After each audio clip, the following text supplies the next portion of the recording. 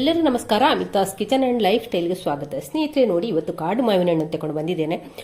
ಒಂದು ಅದ್ಭುತವಾದ ರೆಸಿಪಿ ಮಾಡುವಂತ ನೀವು ಈ ಮೊದಲು ಮಾಡಿರ್ಲಿಕ್ಕಿಲ್ಲ ಅಂತ ನನಗೆ ಅನಿಸ್ತದೆ.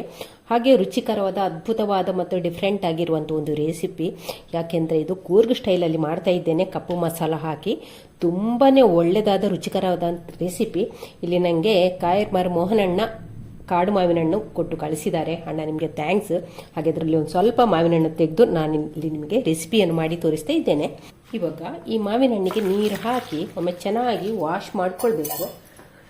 ಚೆನ್ನಾಗಿ ವಾಶ್ ಮಾಡಬೇಕು. ನೋಡಿ, ಈ ತೊಟ್ಟಿನ ಸೈಡೆಲ್ಲ ಒಂದು ಸ್ವಲ್ಪ ಪಾಮಾಜಿ ಇದ್ದಿರ್ತದೆ, ಅದನ್ನೆಲ್ಲ ಕತ್ತಿಯಲ್ಲಿ ಹೀಗೆ ನೀವು ಸ್ವಲ್ಪ ಕೆರೆಸಬೇಕು. ನೋಡಿ, ಹೀಗೆ ಮಾಡಬೇಕು ಎಲ್ಲವನ್ನು ಕೂಡ. ನೋಡಿ, ಎಲ್ಲವನ್ನು ಕೂಡ ಹೀಗೆ ಫಸ್ಟಿಗೆ ಕತ್ತಿಯಲ್ಲಿ ಕೆರೆಸಿ ಕ್ಲೀನ್ ಮಾಡುವ. ಇವಾಗ ತೊಟ್ಟನ್ನು ಕಟ್ ಮಾಡಿ ಇದರಿಂದ ತೊಟ್ಟು ಮತ್ತು ಗೊರಟು ಮತ್ತು ಸಿಪ್ಪೆಯನ್ನು ಬೇರೆ ಬೇರೆ ಮಾಡಿಕೊಳ್ಳ. ಹೀಗೆ ಗೊರಟನ್ನು ಬಿಡಿಸುವಾಗ ಉಂಟಲ್ಲ, ಚೆಕ್ ಮಾಡಿಕೊಳ್ಬೇಕು. ಹೀಗೆ ಸಣ್ಣದಾದ ಹುಳ ಎಲ್ಲ ಇರ್ತದೆ, ಹಾಗೆ ಅದಕ್ಕೆ ಚೆಕ್ ಮಾಡಿಕೊಳ್ಬೇಕು. ಹಾಗೆ ಇವಾಗ ಗೊರಟು ಮತ್ತು ಸಿಪ್ಪೆಯನ್ನು ಬೇರೆ ಬೇರೆ ಮಾಡುವ. ನನಗೆ ಈ ಸಲ ತುಂಬ ಜನರು ಕಾಡು ಮಾವಿನ ಹಣ್ಣು ಕೊಟ್ಟಿದ್ದಾರೆ. ಅದರಲ್ಲಿ ಎಲ್ಲ ರೆಸಿಪಿಯನ್ನು ಮಾಡಿದ್ದೇನೆ. ಫಸ್ಟಿಗೆ ನಮ್ಮ ಕೆಂಪದ ಮನು ಕೊಟ್ಟಿದ್ದಾನೆ, ಅದರಿಂದ ಒಂದು ರೆಸಿಪಿ ಮಾಡಿದ್ದೇನೆ. ಹಾಗೆ ಫ್ರೆಂಡ್ ಹರಿಣಾಕ್ಷಿ ಕೊಟ್ಟಿದ್ದಾಳೆ. ಹಾಗೆ ಹರಿಣಾಕ್ಷಿ ಅಣ್ಣ ಕೇರ್ಪಳದಿಂದ ಶಿವರಾಮಣ್ಣ ಕೊಟ್ಟಿದ್ದಾರೆ. ಹಾಗೆ ಶಶಿಕಲಕ್ಕ ಪೇರಾಲು ಇವರು ಕೊಟ್ಟಿದ್ದಾರೆ. ಎಲ್ಲರೂ ಕೂಡ ಹೆಚ್ಚಿನವರೆಲ್ಲ ಮಾವಿನ ಹಣ್ಣು ಕೊಟ್ಟಿದ್ದೀರಿ. ಎಲ್ಲರಿಗೂ ಕೂಡ ಥ್ಯಾಂಕ್ಸ್. ಹಾಗೆ ಅದರಿಂದ ಎಲ್ಲವನ್ನು ಕೂಡ ರೆಸಿಪಿಯನ್ನು ಮಾಡಿ ಯೂಟ್ಯೂಬ್ ಚಾನಲಲ್ಲಿ ಹಾಕಿದ್ದೇನೆ. ಎಲ್ಲರೂ ಕೂಡ ತುಂಬ ಸಪೋರ್ಟ್ ಮಾಡಿದ್ದೀರಿ. ಎಲ್ಲರೂ ಕೂಡ ವಿಡಿಯೋವನ್ನು ನೋಡಿದ್ದೀರಿ. ಹಾಗೆ ತುಂಬ ಖುಷಿ ಆಯಿತು. ಎಲ್ಲ ವಿಡಿಯೋ ಕೂಡ ರೆಸಿಪಿ ಕೂಡ ವೈರಲ್ ಆಗಿದೆ. ಹಾಗೆ ಇವಾಗ ಇದೊಂದು ಅದ್ಭುತವಾದ ರೆಸಿಪಿಯನ್ನು ಮಾಡುವ. ಹಾಗೆ ಗೊರಟು ಮತ್ತು ಸಿಪ್ಪೆಯನ್ನು ಫಸ್ಟಿಗೆ ಎಲ್ಲವನ್ನು ಬೇರೆ ಬೇರೆ ಮಾಡಿಕೊಳ್ಳುವ. ಮೂಲೆ ಹಿತ್ಲು ಸುಂದರಣ್ಣ ಕೂಡ ಮಾವಿನ ಹಣ್ಣು ಕೊಟ್ಟಿದ್ದಾರೆ. ಅದರಿಂದ ನಾನು ಚಂದ್ರು ಪುಳಿ ಮಾಡಿದ್ದೇನೆ. ಹಾಗೆ ಎಲ್ಲರಿಗೂ ಕೂಡ ಥ್ಯಾಂಕ್ಸ್ ಅಂತ ಹೇಳಲಿಕ್ಕೆ ಇಷ್ಟಪಡ್ತೇನೆ. ಇವಾಗ ಈ ಸಿಪ್ಪೆಗೆ ಒಂದು ಅರ್ಧ ಗ್ಲಾಸ್ ನೀರು ಹಾಕಿ ಇದರ ರಸವನ್ನು ನಾವು ತೆಗೆಯುವ. ರಸವನ್ನು ಹಿಚುಕಿ ತೆಗೆಯುವ ಫಸ್ಟಿಗೆ.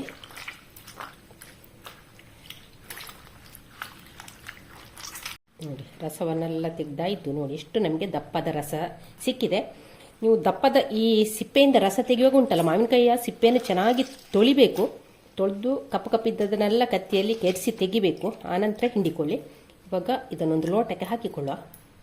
ಇವಾಗ ಮಾವಿನಕಾಯಿ ಸಿಪ್ಪೆ ಹಿಂಡಿದ ರಸವನ್ನು ಒಂದು ಲೋಟಕ್ಕೆ ಹಾಕಿಕೊಳ್ತಾ ಇದ್ದೇನೆ. ಇದಕ್ಕೀಗ ಗೊರಟನ್ನು ಸೇರಿಸಿಕೊಳ್ಳ. ಈ ಪಾತ್ರೆಗೆ ಗೊರಟನ್ನು ಹಾಕಿಕೊಳ್ಳುವಾಗ ಈ ಗೊರಟಿಗೆ ಅರ್ಧ ಸ್ಪೂನ್ನಷ್ಟು ಚಿಲ್ಲಿ ಪೌಡ್ರನ್ನು ಹಾಕ್ತಾ ಇದ್ದೇನೆ. ಒಂದು 1/4 ಟೀ ಸ್ಪೂನಷ್ಟು ಅರಿಶಿನ, ರುಚಿಗಾಗುವಷ್ಟು ಉಪ್ಪು. ಎಲ್ಲವನ್ನಿಗೊಮ್ಮೆ ಚೆನ್ನಾಗಿ ಕಲಸಿಕೊಳ್ಳ. ಎಲ್ಲವನ್ನು ಹೀಗೆ ಒಂದು ಸ್ವಲ್ಪ ರಸವನ್ನು ಹೀಗೆ ಹಿಚ್ಕಿಕೊಂಡ್ರೆ ಆಯಿತು. ಗೊರಟಿನ ರಸವನ್ನೆಲ್ಲ ಹೀಗೆ ಹಿಚ್ಕಿಕೊಳ್ಳುವ.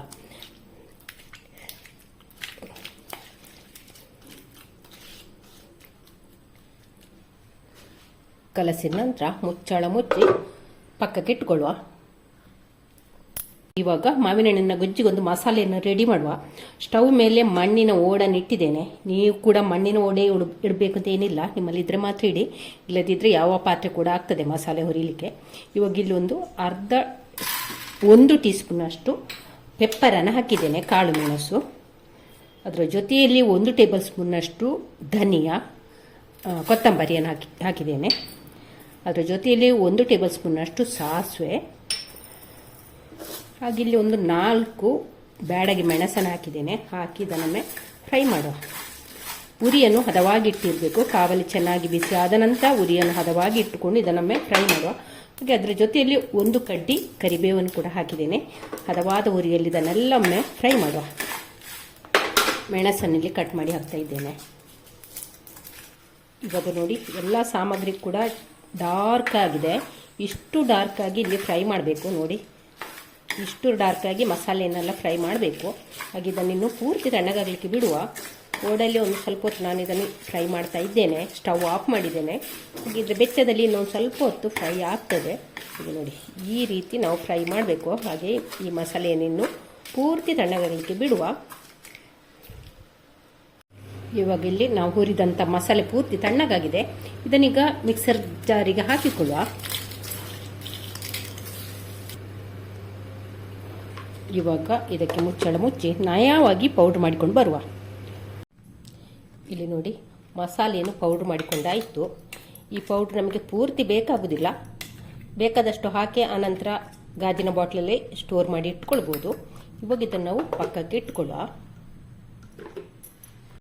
ಸ್ಟವ್ ಮೇಲೆ ಈಗ ಮಣ್ಣಿನ ಮಡಿಕೆ ಇಟ್ಟಿದ್ದೇನೆ. ಅದಕ್ಕೆ ಈಗ ಒಂದು 2 ಸ್ಪೂನ್ನಷ್ಟು ತೆಂಗಿನೆಣ್ಣೆಯನ್ನು ಹಾಕಿಕೊಳ್ಳುವ.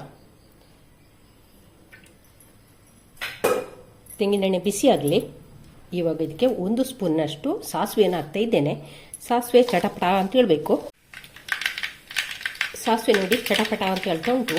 ಈಗ 6 ಎಸಳು ಬೆಳ್ಳುಳ್ಳಿಯನ್ನು ಜಜ್ಜಿದ್ದೇನೆ, ಅದನ್ನು ಈಗ ಇದಕ್ಕೆ ಸೇರಿಸ್ತಾ ಇದ್ದೇನೆ.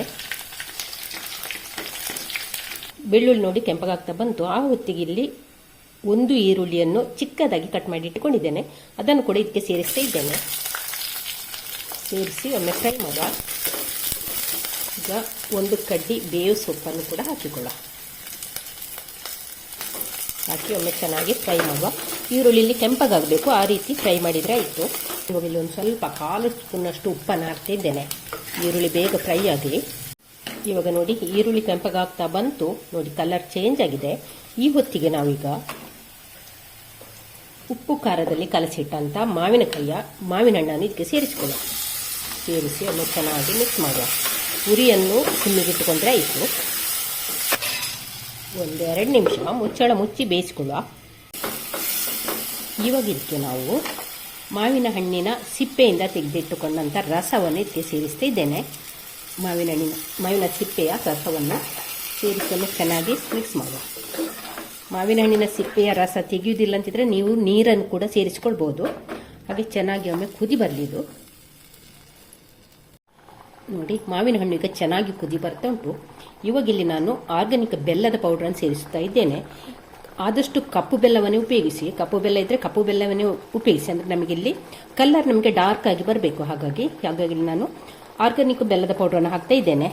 ನಾರ್ಮಲ್ ಬೆಲ್ಲ ಆದರೆ ನೀವು ಬೆಲ್ಲದ ಜೋನಿ ಮಾಡಿ ಕೂಡ ಹಾಕಿಕೊಳ್ಬೋದು, ಬೆಲ್ಲದ ನೀರನ್ನು ಸೋಸಿಕೊಂಡು ಹಾಕ್ಬೋದು. ಇದು ಕ್ಲೀನ್ ಆಗಿರುವ ಬೆಲ್ಲ ಆದ ಕಾರಣ ನಾನು ಹಾಗೆ ಡೈರೆಕ್ಟ್ ಹಾಕಿದೆ. ಹಾಗೆ ಈಗ ಒಂದು ಸ್ವಲ್ಪ ಉಪ್ಪನ್ನು ಹಾಕ್ತಾ ಇದ್ದೇನೆ. ಇವಾಗ ನೋಡಿ ನಮ್ಮ ಮಾವಿನ ಹಣ್ಣಿನ ಸಾರು ಚೆನ್ನಾಗಿ ಕುದಿ ಬರ್ತಾ ಉಂಟು. ಇವಾಗ ನಾವು ಮಾಡಿಟ್ಟುಕೊಂಡಂಥ ಮಸಾಲೆ, ಕಪ್ಪು ಮಸಾಲೆಯನ್ನು ಒಂದು 2 ಟೇಬಲ್ ಸ್ಪೂನ್ನಷ್ಟು ಹಾಕುವ. ನಾವು ಮಾಡಿಟ್ಟಂಥ ಪೌಡ್ರ್ ಪೂರ್ತಿ ಬೇಡ, ಒಂದು 2 ಟೇಬಲ್ ಸ್ಪೂನ್ನಷ್ಟು ಹಾಕಿಕೊಳ್ಳುವ. ಅನಂತರ ರುಚಿ ನೋಡಿ ಹಾಕಿಕೊಂಡ್ರೆ ಆಯಿತು. ಹಾಕಿ ಒಮ್ಮೆ ಚೆನ್ನಾಗಿ ಮಿಕ್ಸ್ ಮಾಡುವ.